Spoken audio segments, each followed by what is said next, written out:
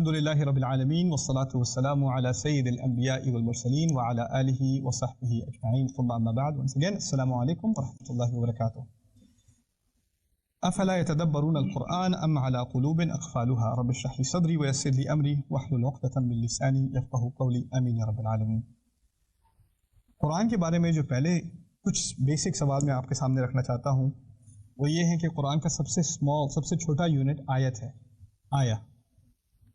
آیت کا ترجمہ انگلش میں کرتے ہیں ورس، جس سے مجھے بہت شدید اختلاف ہے. میں ورس اس لیے استعمال نہیں کرتا کیونکہ ورس کے انگلش میں دو معنی ہیں، دو طرح استعمال ہوتا ہے. یا تو ہوتا ہے بیبلیکل کانٹیکسٹ، یعنی بائبل کے بارے میں بات ہو رہی ہو تو ورس استعمال کرتے ہیں، اور یہ قرآن کے خلاف ایک الزام بھی تھا کہ یہ بائبل سے چوری کیا ہوا کلام ہے. تو کوئی ایسا لفظ استعمال کرنا جس سے یہ ہنٹ بھی ہو کہ اس کا بائبل سے ڈائریکٹ تعلق ہے، یعنی اس سے لیا گیا ہے، I don't agree. تو ورس میں اس لیے استعمال نہیں کرتا. دوسری بات ورس میں یہ ہے کہ ورس استعمال ہوتا ہے پوئٹری کے لیے، سانگس کے لیے، گانوں کے لیے، شعر کے لیے، verses of poetry, verses of songs, right. اور قرآن میں بہت اسٹرانگ نگیشن ہے، وما علمناہ الشعر وما ينبغی لہ. بہت سختی سے کہا گیا ہے نہ ہم نے اس کو شاعری سکھائی ہے، نہ اس کو فٹ آتی ہے، نہ اس کے لائق ہے، نہ رسول صلی اللہ علیہ وسلم کے لائق ہے شاعری. یعنی شاعری سے اس کا کوئی تعلق نہیں ہے، اس لیے میں ورس کا لفظ استعمال نہیں کرتا. لیکن پھر ایک کنفیوژن آتی ہے کہ آیت کے لیے کیا لفظ استعمال کیا جائے. کیا آیت کے لیے سینٹنس استعمال کیا جائے، جملہ استعمال کیا جائے؟ نہیں، کیونکہ کچھ آیات ہیں جیسے فاتحہ پڑھتے ہیں الحمدللہ رب العالمین الرحمن الرحیم مالک یوم الدین، یہ تین آیات ہیں لیکن جملہ ایک ہی ہے، ایک جملہ ہے لیکن تین آیات پر ڈسٹریبیوٹ ہے. یا یوصیکم اللہ فی اولادکم للذکر مثل حظ الانثیین، سورہ نساء کی بہت لمبی آیت ہے وراثت پر. ایک آیت ہے اس میں بہت سارے جملے ہیں، یعنی کبھی کبھی ایسا ہوتا ہے کہ بہت ساری آیتیں مل کے ایک جملہ بنتی ہے، ایک جملہ بنتا ہے. کبھی ایسا ہوتا ہے کہ ایک ہی آیت کے اندر بہت سارے جملے ہیں.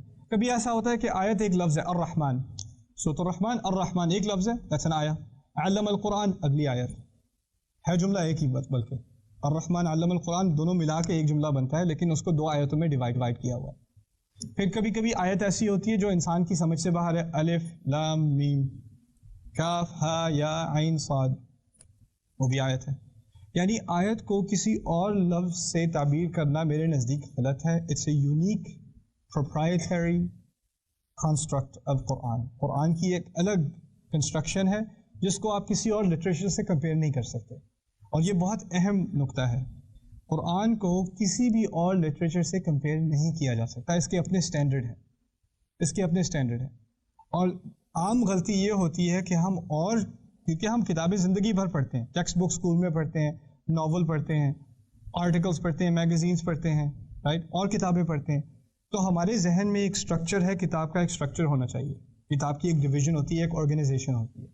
ہم کیونکہ اس طرح سوچتے ہیں ہمیشہ جب قرآن پڑھنا شروع کرتے ہیں تو جو ہمارا بیک گراؤنڈ ہے نا باقی کتابوں کا، ہم اس کو غیر شعوری طور پہ بھی کمپیئر کرنا شروع کر دیتے ہیں.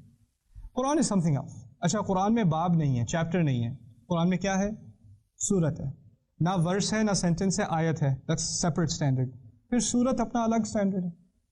اگر کتاب میں چیپٹر ہوتے ہیں، چیپٹر 1 2 3 4 5 اس طرح ہوتے ہیں، کبھی کبھی قرآن کے ترجمے میں سورت کو بھی ٹرانسلیٹ کر کے ترجمہ کر کے اس کو چیپٹر لکھ دیتے ہیں.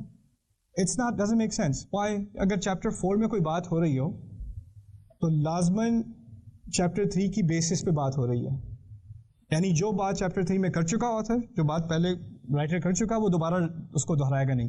اگر دہرانے کی ضرورت بھی پڑے تو وہ نیچے فٹ نوٹ لکھ دے گا، refer back to chapter 3، right. اسی طرح پروگریشن ہوتی ہے کتاب کی.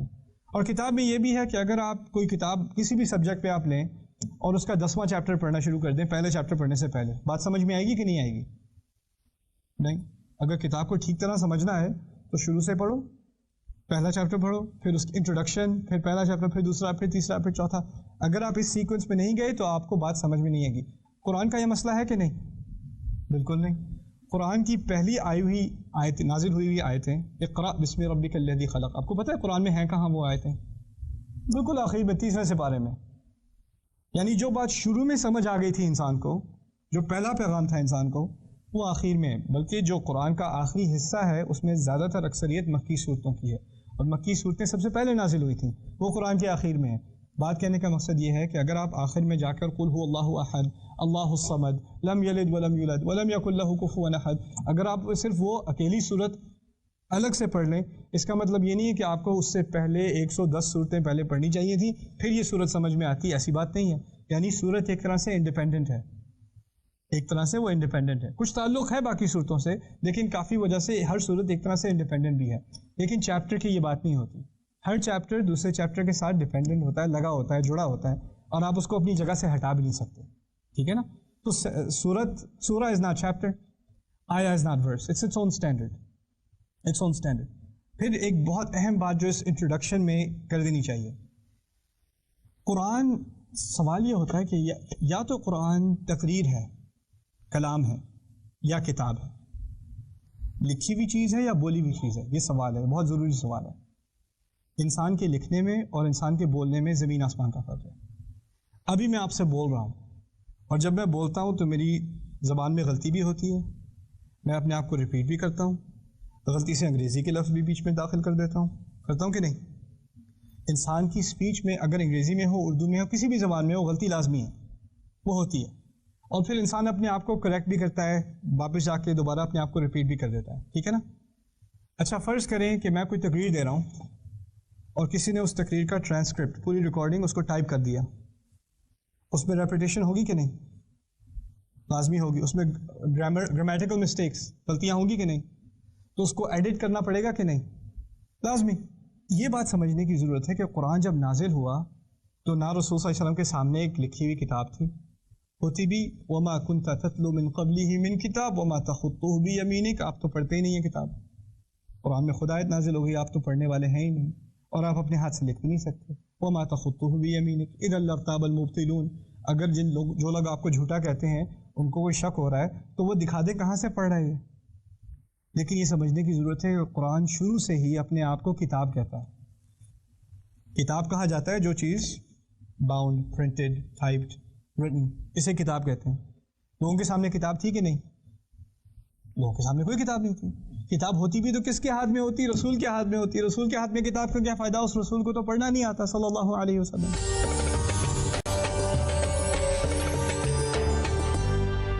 اس قرآن کو کتاب کیوں کہا گیا؟ کلام بھی کہا گیا ہے، حتی یسمع کلام اللہ، قرآن کو کلام بھی کہا گیا ہے، قرآن کو قرآن بھی کہا گیا ہے. قرآن جو چیز اونچی آواز میں پڑھی جائے اور بار بار پڑھی جائے اسے قرآن کہتے ہیں. ٹھیک ہے نا؟ لیکن کتاب کیوں کہا گیا یہ میں آپ کو سمجھانے کی کوشش کر رہا ہوں اس سیشن میں. پہلی بات کہ لوگ جب اس بات کو سنتے تھے، قرآن کو سنتے تھے، تو انہیں فوراً امیڈیٹلی اس بات کا احساس ہوتا تھا کہ یہ محمد کا کلام نہیں ہے. اب ہم کہتے ہیں صلی اللہ علیہ وسلم، وہ نہیں کہتے تھے. انہیں فوراً احساس ہو جاتا ہے کہ یہ ایسے تو نہیں بولتا، یہ کہاں سے بات کرتے، یہ کہیں اور سے لے کے آئے کتاب. اور فوراً پتہ چلتا تھا کیونکہ کلام میں کوئی غلطی نہیں، کوئی بریک نہیں، ایک فلو ہے، تو معلوم ہوتا ہے کہ یہ اٹس ویل ریٹن، کتاب ہے، یہ کتاب ہے. تو قرآن کو کتاب اس لیے کہا گیا کہ ایون سننے والے کو احساس ہو جاتا تھا کہ یہ کوئی عام سپیچ نہیں ہے، یہ لکھا ہوا کلام ہے. سوال پیدا ہوا کہ یہ لکھا کس نے ہے. سوال یہ پیدا ہوتا ہے کہ لکھا کس نے. اب میں اس سوال کی ایک اور سائڈ آپ کو دکھا دوں، پھر اس کے بعد ایک مثال دیتا ہوں. جب مسلمان مدینے موو ہوئے، ہجرت کی، مدینے میں کافی بڑی تعداد تھی یہود کی، اور یہود پڑھے لکھے لوگ تھے، ان کو پڑھنا لکھنا آتا تھا، عربی بھی پڑھ لکھتے تھے، اور ان کو یہ بھی پتا تھا کہ رسول صلی اللہ علیہ وسلم امی ہیں، یعنی پڑھتے لکھتے نہیں ہیں، بلکہ ان کے نزدیک ایک طرح سے یہ گالی بھی تھی. دیکھو ذرا یہ ان پڑھ لوگ، انہیں امیون کہتے تھے. امی کے معنی سے نکلتے ہیں. پتہ ہے کسے کہتے ہیں؟ ماں کو کہتے ہیں. امی کا معنی وہ اتنا ان پڑھ جیسا کہ ابھی ماں سے نکلا ہے، اسے امی کہتے ہیں. یعنی اس کو ابھی تک لکھائی پڑھائی کا اتنا ہی علم ہے جتنا ایک دن کے بچے کو ہوگا، اس لیے اسے امی کہتے ہیں. یہاں سے یہ لفظ نکلا ہے. اچھا وہ لوگ کہتے تھے ان کو امی، یعنی ان کے نزدیک یہ ایک طرح سے ایک انسرٹ تھی. بقرہ جو ہے، سورہ بقرہ قرآن کی سب سے بڑی سورت، وہ مدنی دور کی، یعنی رسول صلی اللہ علیہ وسلم کے مدینہ موو ہونے کے بعد سب سے پہلی صورتوں میں سے. پہلی آیت کیا ہے سورہ بقرہ کی، پتہ ہے کسی کو؟ الف لام میم. اچھا الف اور لام اور میم یہ حروف ہے نا، یہ حروف کے نام ہیں. انگلش میں حروف کے نام ہے A B C D E F Q R whatever, right? These are letters of the alphabet. یہ الفابیٹ کے لیٹرز ہیں، الف لام میم. اچھا یہ بتائیں الفابیٹ کون سیکھتا ہے؟ جو پڑھنا سیکھ رہا ہو. الفابیٹ کسے آتی ہے؟ جسے پڑھنا آتا ہو. جس نے کبھی پڑھنا سیکھا نہ ہو اس کا حروف سے کیا تعلق؟ بہت سارے لوگ ہیں، فرض کریں پاکستان میں بہت سارے لوگ ایسے ہیں جو اردو بولتے ہیں پڑھتے نہیں ہیں. اب جو اردو بولتا ہے پڑھتا نہیں، اسے جا کے کہو الف ہے کی ہے، اسے کیا پتا الف کیا ہے؟ اس کے مطلب کی بات ہی نہیں. الف تو اس کے مطلب کی بات ہے جو بیٹھ کے کسی استاد کے ساتھ پڑھے الف کیا ہوتا ہے، لام کیا ہوتا ہے، میم کیا ہوتا ہے، وہ حروف پڑھے. رائٹ. بقرہ کی پہلی آیت الف لام میم ہی یہود کے لیے ایک طرح کا شوق تھی. یہ حروف اس کو کس نے سکھا دیے؟ یہ تو امی ہے، اس کو تو پڑھنا نہیں آتا، اس نے کہاں سے سیکھ لیے حروف؟ یہ حروف تو کسی کتاب سے ہوتے ہیں. اگلی آیت کیا ہے؟ ذالک الکتاب. باقی ٹھیک کہہ رہے ہو، کتاب ہے. یعنی پہلے اللہ تعالیٰ نے ان کا ذہن اس طرف ڈالا کہ یہ تو کسی کتاب سے ہے، پھر بتایا واقعی کتاب سے ہے، یہ اللہ کی کتاب ہے. You understand؟ اچھا تیسری بات، کیونکہ رسول صلی اللہ علیہ وسلم کے سامنے لکھی کوئی بات نہیں ہے. جب میں کوئی بات کرتا ہوں منہ سے نکلتی ہے، اور جب میں کوئی بات لکھتا ہوں اس میں ایک اور فرق بھی ہے. اس فرق کو سمجھنا بہت ضروری ہے. جب میں کوئی بات لکھتا ہوں نا تو شاید غلطی سے لکھ دوں تو لائن کراس کر دوں. اگر کمپیوٹر پہ ٹائپ کر رہا ہوں تو لفظ کو اریز کر دوں، کٹ کر دوں، پیسٹ کر دوں. ایسے لکھوں تو اس میں سے ایک دو جملے نکال دوں، ایک پیراگراف کو بڑا کر دوں، ایک کو چھوٹا کر دوں. ایڈجسٹمنٹ کر سکتا ہوں کہ نہیں؟ کر سکتا ہوں. جب بول رہا ہوتا ہوں تو ایڈجسٹمنٹ کا کوئی موقع ملتا ہے؟ جو بات ایک دفعہ نکل گئی وہ نکل گئی، اب وہ واپس نہیں لی جا سکتی. قرآن میں کوئی ایڈیٹوریل پروسیس ہے. اگر لکھا ہو انسان کے سامنے تو ہو سکتا ہے کہ کوئی مٹا کے کوئی اور چیز ڈال دے، کوئی ایڈجسٹمنٹس کر دے. قرآن پورا کا پورا بولا گیا ہے کتاب اللہ تعالیٰ کی یہاں، اللہ تعالیٰ کی پوزیشن میں، لوح محفوظ کے اندر اللہ تعالیٰ کے پاس ہے. لیکن جو دیا گیا وہ کلام دیا گیا، زبان پہ دیا گیا، اور زبان میں ایک دفعہ بات نکل جائے تو وہ واپس نہیں لی جا سکتی. سمجھ رہے ہیں بات؟ اچھا پھر میں آپ کو ایک اور بات بتا دوں. عرب جو ہے نا، ان کو کیڑے نکالنے کا بڑا شوق تھا. بات میں کیڑے نکالنے کا انہیں بہت شوق ہے. عربی زبان پہ بہت ناز ہے، بہت زیادہ ناز ہے، بہت پراؤڈ ہے. اور کوئی شاعری کرتا ہے نا تو ہم اردو میں کوئی شاعری کرتا ہے ہم کہتے ہیں واہ واہ کیا بات کر دی. عربی میں کوئی شاعری کرے تو وہ اس کی تنقید نکالنی شروع کر دیتے ہیں. میں آپ کو ایک کہانی سناتا ہوں. حسان بن ثابت رضی اللہ عنہ رسول صلی اللہ علیہ وسلم کے بڑے مشہور شاعر تھے. تمام قبیلے جو تھے نا مسلمانوں کے، ان کا آپس میں ایک طرح سے کمپٹیشن ہوتا تھا کہ سب سے زیادہ جہاد کون کرے گا، سب سے زیادہ انفاق یعنی خیرات میں کون صدقہ کرے گا. ان کا آپس میں ایک کمپٹیشن سا ہوتا تھا. تو انہوں نے اپنے قبیلے کے بارے میں ایک نظم لکھی حسان بن ثابت نے. لنا الجفنات الغر يلمعن بالضحى واسيافنا يقطرن من نجدة دما. بڑی خوبصورت پوم ہے. انہوں نے لکھی کہ ہمارے پاس بڑے چمکیلے پیالے ہیں. پیالے کا مقصد وہ جب صدقہ دیتے تھے تو پیالے میں دیتے تھے. تو وہ کہنا یہ چاہ رہے ہیں کہ ہم تو جس پیالے میں صدقہ دیتے ہیں وہ خود چمکیلا ہے، تو اندازہ کرو پیالے میں ہوگا کیا. جبکہ پیالہ the bowl itself is exotic. یلمعن بالضحى، جو دن کے وقت چمکتے رہتے ہیں، یعنی ہم پورا دن صدقہ دیتے ہیں، یہ کہنے کا مقصد ہے. وہ اسیافنا یقطرن، اور ہماری تلواریں ان میں سے قطرے گرتے رہتے ہیں. من نجدتن، کیونکہ ہم جا کے ریسکیو مشن کہتے ہیں نا، جیسے ہمارا کوئی بندہ پکڑا گیا تو ہم 3-4 کو لے کے پوری فوج سے لڑ کے اس کو واپس لے کے آئیں گے. ریسکیو مشن اس کو نجدہ کہتے ہیں عربی میں. ہماری تلواریں خون سے ڈبکتی رہتی ہیں کیونکہ ہمیشہ ہم ان مشنز پہ جاتے رہتے ہیں. ہماری تلواروں کو سوکھنے کا موقع نہیں ملتا. تو پہلی لائن پوئٹری کی تھی، ان کے شعر کی تھی اپنی خیرات کے بارے میں، دوسری تھی بہادری کے بارے میں. رائٹ. خنسا رضی اللہ عنہ ان کی شاعری سن رہی تھی. انہوں نے حسان کو بلایا، کہتی ہیں قلت الجفنات لو قلت جفان لکان احسن. آپ نے جفنات کا، جفنات پیالے، اگر جفان کہتے تو بہتر ہوتا. جفنات کہتے ہیں کیونکہ عربی میں جمع 2 طرح کی ہے. ایک جمع ہے جو 10 سے کم، ایک جمع ہے وہ 10 سے زیادہ. انہوں نے جفنات استعمال کیا، وہ 10 سے کم. خنسانے کا جفان کہتے تو زیادہ آپ لوگ زیادہ جنرلس ہوتے. آپ کے پاس صرف 9 پیالے ہیں کیا؟ زیادہ نہیں ہیں. الغر یلمعن بالضحى، پھر وہ کہتی ہیں، آپ نے کہا یلمعن وہ چمکتے ہیں، آپ کو کہنا چاہیے تھا یشرقنا. چمکتے نہیں ہیں، ان سے خود روشنی نکلتی ہے. چمکنے کا مقصد ہے روشنی کہیں باہر سے آتی ہے پھر اس پہ سے آ کے چمکتی ہے. آپ کو کہنا چاہیے تھا یشرقنا. پھر آپ نے کہا تھا بالضحى، دن میں چمکتے ہیں. تو کہتی ہے دن میں تو پتھر بھی چمکتا ہے، باللیالی رات کو چمکنے کی بات کرنی چاہیے تھی.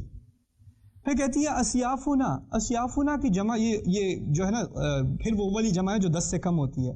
یار تمہارے پاس تو تلواریں ہی نہیں ہے، سیوفنا کہنا چاہیے تھا، کچھ تلواریں تو ہو تمہارے پاس، سیوفنا. پھر کہا یقترنا، یقترنا کے معنی اس سے قطرے گرتے رہتے ہیں، قطرہ یقترنا. یار تم نے تو بیرلی تم نے تو دشمن کو کھڑے نہیں کیا، اس میں قطرے گر رہے ہیں. یا جرینا کہنا چاہیے تھا، یعنی اس سے بہتے ہیں، قطرے نہیں گرتے بہتے ہیں. دمن نہیں کہنا چاہیے تھا، دماءن کہنا. دمن کے معنی خون کا قطرہ، دماءن یعنی خون کے دریا، خون کے دریا کہنا چاہیے تھا تمہیں. تمہاری شاعری اچھی ہے لیکن نیڈ سم ایڈجسٹمنٹس. آپ سمجھنے کی کوشش کریں میں آپ کو یہ مثال کیوں دے رہا ہوں. عربوں کو کیڑا نکالنے کا بہت شوق، وہ کسی کو نہیں چھوڑتے، کسی کو نہیں چھوڑتے. اور یہ 600 صفحے کا قرآن ہے، 600 صفحے کا قرآن. ایک دفعہ جو کسی نے تلقین کی، کسی نے کمپلینٹ کی، ایک دفعہ جو کسی نے بات کی. رسول صلی اللہ علیہ وسلم کے پاس ایک آدمی آیا، کہتا ہے تمہارے قرآن میں 3 غلطیاں ہیں، ہم نے کبھی یہ 3 الفاظ نہیں سنے، ہمارے یہاں ہے ہی نہیں. قرآن کہتا ہے کبار ومکروا مکرن کبارا، ہم کبار کا لفظ استعمال نہیں کرتے، کبیر استعمال کرتے ہیں. کبیر سنا ہے کبھی پہلے؟ قرآن میں کبار بھی استعمال ہوا ہے، کبار غلط ہے، یہ عربی نہیں ہے. رسول صاحب نے کہا اور بتاؤ اور کیا مسئلہ ہے؟ کہتا ہے کہ تمہارے قرآن میں عجاب کا لفظ استعمال ہوا ہے. ان ھذا لشیء عجیب، ان ھذا لشیء عجاب. عجیب تو سمجھ آتا ہے، یہ عجاب کیا ہے؟ عجاب کا لفظ کیوں استعمال ہوا ہے؟ یہ کہتا ہے تمہارے قرآن میں شیر کے لیے اسد کے بجائے قصورہ، فرت من قصورہ، قصورہ کا لفظ استعمال ہوا ہے. ہم قصورہ استعمال نہیں کرتے، ہم غضنفر استعمال کرتے ہیں، اسد استعمال کرتے ہیں، قصورہ استعمال نہیں کرتے. رسول صلی اللہ علیہ وسلم نے کہا اچھا بیٹھو میں تمہارا مسئلہ حل کرتا ہوں. وہ اکیلے بیٹھے ہوئے تھے اس کے ساتھ. انہوں نے خادم کو اندر بلایا، کہا کہ حسان کو لے کر آؤ. وہ صحابی کو لے کر آئے، صحابی کو لے کر آئے، صحابی سے کہا بیٹھو. صحابی بیٹھ گئے. پھر صحابی سے کہا کھڑے ہو جاؤ، وہ کھڑے ہو گئے. اچھا جاؤ. جانے لگے، نہیں بیٹھ جاؤ. پھر بیٹھ گئے. پھر کہا اچھا کھڑے ہو جاؤ. پھر کھڑے ہو گئے. پھر کہا جاؤ. جانے لگے، نہیں دوبارہ بیٹھ جاؤ. اب صحابی کنفیوز، یہ مجھے کیوں اٹھ بیٹھ کر آ رہے ہیں، اب باہر بھیجنے. حیران ہو کے کہتے ہیں رسول صلی اللہ علیہ وسلم یا قصورۃ العرب انت کبارنا ھذا شیء عجاب. صحابی رسول صلی اللہ علیہ وسلم کہتے ہیں اے عرب کے شعر، اور کیا لفظ استعمال کیا؟ قصورۃ العرب انت کبارنا، آپ ہمارے بڑے ہیں. کبیر نہیں کہا، کیا کہا؟ کبارنا. ھذا شیء عجاب، یہ بہت عجیب چیز ہے. اس کا جواب ادھر ہی ادھر مل گیا، یہ 3 الفاظ عربی کے ہیں کہ نہیں. تو انشاءاللہ تعالی ہماری کوشش یہ ہوگی کہ قرآن کی ان آیات کو اس طرح ایکسپلور کیا جائے، اور یہ بات ذہن میں رکھتے ہوئے کہ یہ قرآن کہا گیا تھا، لکھا نہیں گیا تھا، کہا گیا تھا. اس بات کو سامنے رکھتے ہوئے کچھ ایسی مثالیں ہم اس پہ سے گزریں گے کہ انسان، میں خود حیران رہ گیا ہوں کہ یہ کیسے ممکن ہے کہ یہ کہا گیا ہے، لکھا نہیں گیا، کیسے ممکن ہے؟ انسان بیفلڈ، حیرانی میں رہ جاتا ہے. تو ہوپ فلی انشاءاللہ ان کچھ مثالوں کو میں آپ کے سامنے رکھ سکوں گا سکسیزفلی. بارک اللہ لی ولکم، والسلام علیکم ورحمۃ اللہ وبرکاتہ.